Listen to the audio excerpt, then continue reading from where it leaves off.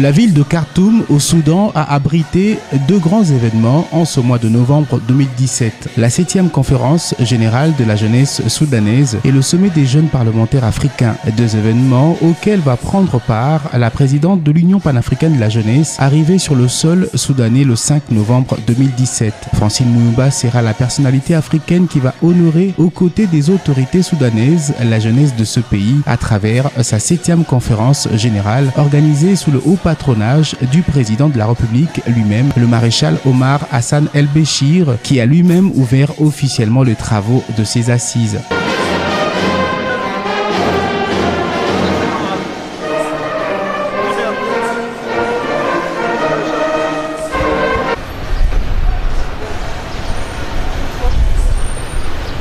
Le jour suivant, la numéro 1 de la jeunesse africaine, accompagnée de son secrétaire général, Souleymane Sidibé, et secrétaire général adjoint Ali Moubarak, sera reçu en audience par le président de la République soudanaise, le maréchal Omar El-Béchir, au palais présidentiel soudanais. Objectif, solliciter son soutien à l'Union panafricaine de la jeunesse, dont le siège se trouve à Khartoum au Soudan. Auprès du numéro 1 soudanais, la présidente de l'UPJ va tout d'abord le remercier pour son soutien au secrétariat de l'UPJ se trouvant dans son pays, pour la création de la Banque soudanaise de la jeunesse et pour sa politique d'intégrer les jeunes dans toutes les instances de prise de décision. Chose qui traduit la mise en œuvre du thème 2017 de l'Union africaine qui est axé sur la jeunesse. La jeunesse africaine n'ayant pas un siège permanent depuis l'existence de l'UPJ en 1962, suite à la promesse que l'équipe Mouyoumba avait faite à la jeunesse africaine. Ce 8 novembre 2017 sera le grand jour car il sera obtenu du président soudanais Omar El-Béchir un financement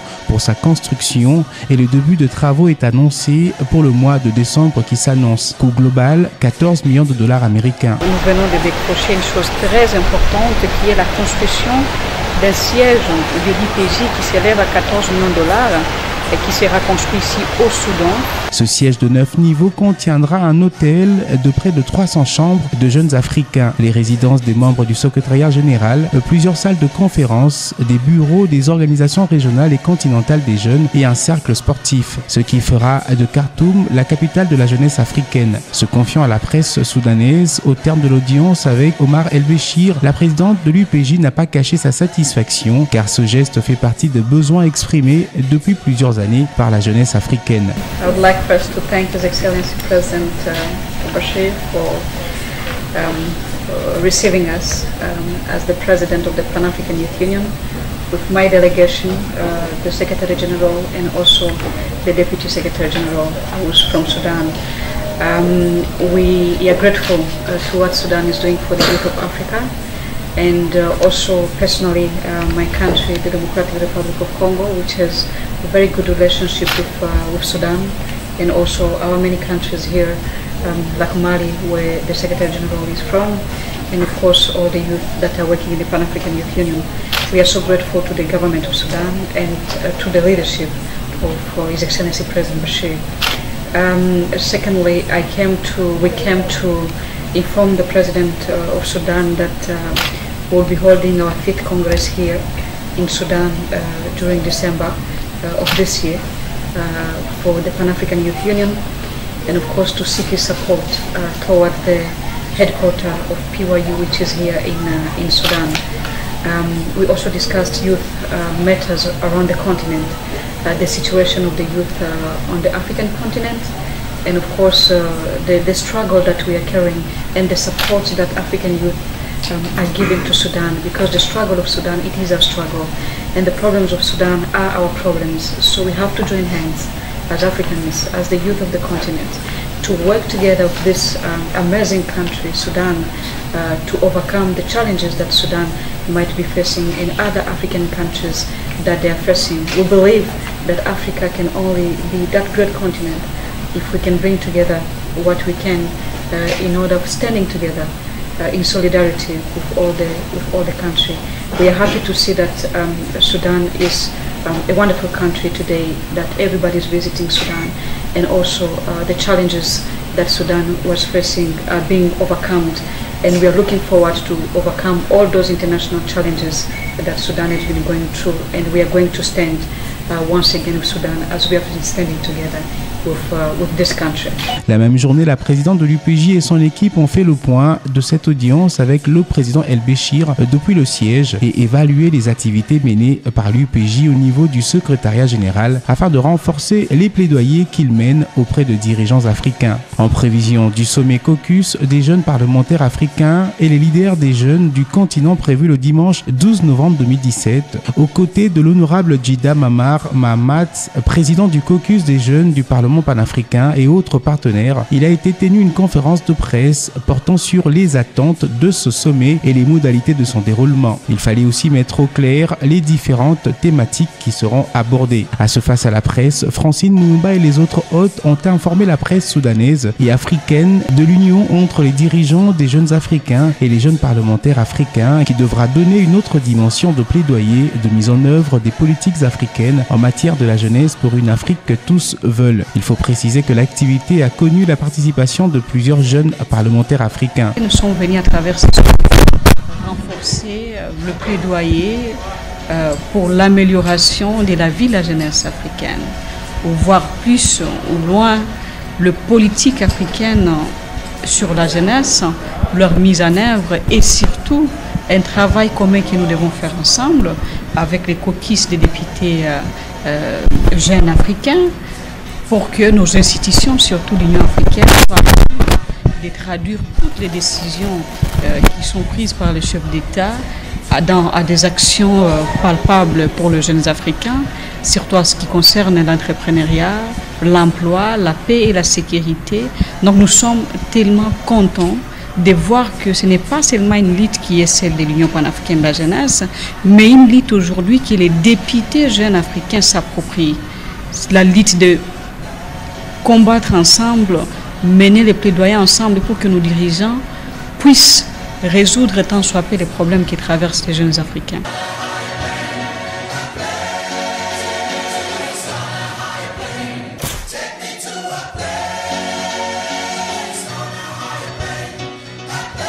Et c'est bel et bien le dimanche 12 novembre que va s'ouvrir à Khartoum, capitale du Soudan, le sommet du caucus des jeunes parlementaires du Parlement panafricain et les leaders des jeunes africains avec le soutien de l'Union panafricaine de la jeunesse. Ces assises seront axées sur les rôles des jeunes parlementaires au sein de la législature africaine pour la bonne gouvernance, la paix et la sécurité en privilégiant les investissements dans la jeunesse. Dans ce mot d'ouverture, Francine Moumba, présidente de la jeunesse africaine, va d'abord saluer l'assistance et remercier la nation soudanaise ainsi que son président pour cette opportunité offerte à la jeunesse africaine en abritant ce sommet. Elle va aussi rappeler combien le Soudan mérite le soutien de tous car étant un pays exemplaire en matière de promotion de questions des jeunes. Je vais, avant toute chose, remercier le Parlement panafricain d'avoir songé à la jeunesse du continent pour l'initiative d'organiser ces sommets de jeunes parlementaires de jeunes africains ici à Khartoum, au Soudan. Je tiens également à remercier sincèrement le gouvernement soudanais d'avoir accepté d'abriter ces grands sommets de jeunes parlementaires et leaders africains. Je remercie également Son Excellence, Monsieur le Président de la République, Omar Hassan El-Bashir, lui qui continue à croire au talent des jeunes Africains et soutenir les jeunes de ces continents sans condition. Le Soudan, c'est un pays que nous aimons tant. Un pays africain qui mérite la solidarité de tout le pays de ces continents et surtout de sa jeunesse. Et je sais de quoi je parle. en étant présidente de l'Union panafricaine de la jeunesse. Au moment où nous étions en difficulté,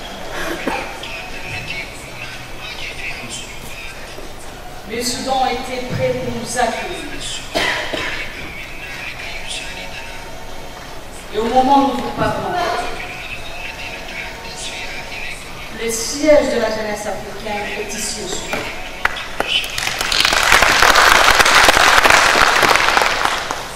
Ça montre l'esprit panafricain du leader des civils et de son peuple qui continue à traduire l'amour envers les Africains. Le problème du Soudan,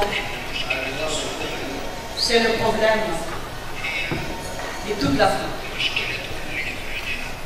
Et quand le Soudan a un problème, c'est toute l'Afrique qui doit se mobiliser. Tout comme notre État, tout comme tout État africain, qui va se mobiliser en solidarité envers les uns et les autres. Plus loin, la présidente de l'UPJ va insister sur la nécessité pour les jeunes parlementaires et leaders des jeunes à faire bloc afin de conjuguer tous leurs efforts dans le cadre du plaidoyer au bénéfice de jeunes africains. Elle a aussi sollicité l'implication des jeunes parlementaires pour des suivis dans les pays qui n'ont pas encore ratifié la Charte africaine de la jeunesse à le faire, car ce document est un outil important qui offre au gouvernement, à la jeunesse, à la société civile et aux partenaires non seulement un cadre continental qui précise les droits, les devoirs et les libertés de la jeunesse et facilite légalement l'élaboration de programmes et plans stratégiques nationaux pour l'autonomisation des jeunes africains, mais aussi la charte permet d'assurer l'implication constructive de la jeunesse africaine dans le programme de développement du pays et de sa participation effective au débat et au processus de prise de décision sur le développement de l'Afrique en général et de leur pays en particulier. L'Europe est vieille. L'Afrique est jeune. Donc, la première richesse de l'Afrique, c'est sa jeunesse, qui continue à être la grande partie de la population de notre continent. L'Union africaine cette année a dédié l'année à la jeunesse. L'année 2017 à travers le continent, tous les États africains se sont focalisés sur le développement de la jeunesse. Pas parce qu'il faut le faire, mais je pense que c'est une responsabilité incontournable pour faire face aux problèmes que le continent est en train de traverser. Nous pouvons négliger. Au moment où nous parlons, des milliers de jeunes sont en train d'être recrutés pour déstabiliser nos États.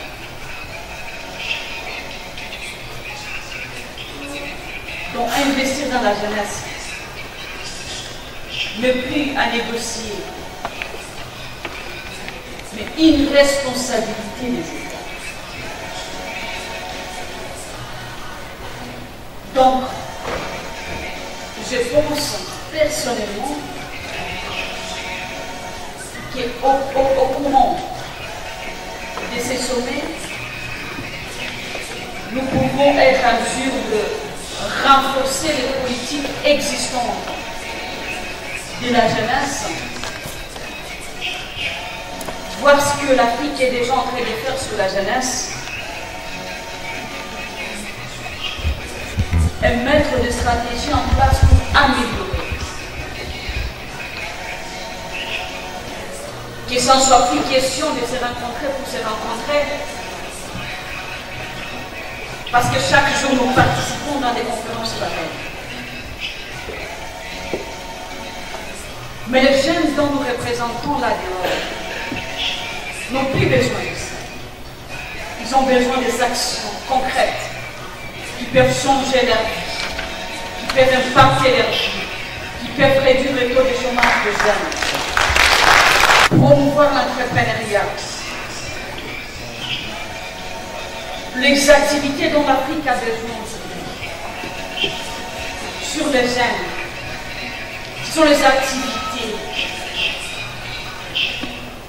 qui essaient de faire des choses palpables pour la jeunesse. Je ne pense pas si personnellement, honorable président, que si l'Afrique et l'Union africaine et l'ensemble de nos institutions, nous devons continuer à nous réunir sans pour autant résoudre des problèmes majeurs que les jeunes Africains traversent en ce moment. Des milliers et des milliers de jeunes Africains meurent dans la mer. Chaque jour, tous les jours, traversent le Niger, l'Algérie, les Mali et tous les États africains pour aller chercher l'avenir meilleur ailleurs. Et pourtant que l'avenir est en Afrique. Si l'avenir est en Afrique, la moindre des choses que nos États doivent faire, c'est d'avoir des programmes concrets sur le développement de la jeunesse, qui n'ont pas les mots, n'adoptent aucun budget de gouvernement, qui ne reflète pas l'investissement dans la jeunesse. Après les mots de la présidente de l'UPJ, s'en est suivi de ceux du président du caucus des jeunes parlementaires du Parlement panafricain, l'honorable Djida Mahamat, qui a reconnu les efforts fournis par l'équipe Muyumba.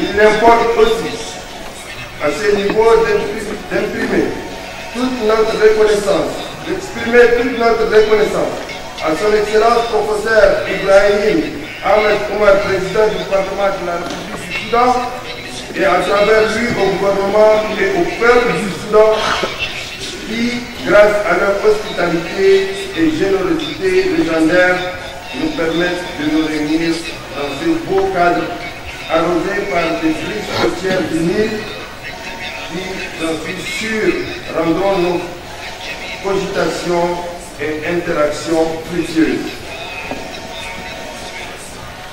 Nous tenons aussi à saluer le partenariat avec l'Assemblée nationale du Soudan, l'Union panafricaine de la jeunesse et l'Institut des études de sécurité, grâce auquel le sommet de la jeunesse se matérialise sous un thème qui interpelle aussi bien les jeunes parlementaires, les jeunes dirigeants des organisations de la jeunesse en Afrique, l'union faisant la force. C'est en travaillant la main dans la main que nous arriverons à prendre à bras le corps l'avenir du continent africain qui, comme l'on réaffirme, nos chefs d'État et du gouvernement repose sur la jeunesse sur laquelle nous devons investir. Les travaux seront lancés par le président de l'Assemblée nationale du Soudan. Après l'ouverture officielle, place était aux échanges en panel où la présidente de l'UPJ est une fois de plus intervenue sur les effets de l'engagement des États sur l'autonomisation des jeunes, une réalité et les partages des meilleures pratiques. Pour elle, les États doivent prendre conscience de l'importance de la jeunesse dans le développement. Dans ce panel, elle a notamment interpellé ses frères et sœurs parlementaires jeunes à susciter à cette génération la capacité d'influencer, de communiquer ou d'aider les gouvernements à adopter des politiques car, faute de ce dynamisme, ce serait un échec qui va nuire à la génération qui suivra. Comme à chaque occasion de ce genre, il faut retenir que pour la présidente de l'UPJ, chaque moment compte pour parler de la jeunesse et plaider en sa faveur. Travail qu'elle mène, elle et son comité, depuis leur avènement à la tête de cette agence continentale spécialisée en matière de jeunesse de l'Union africaine.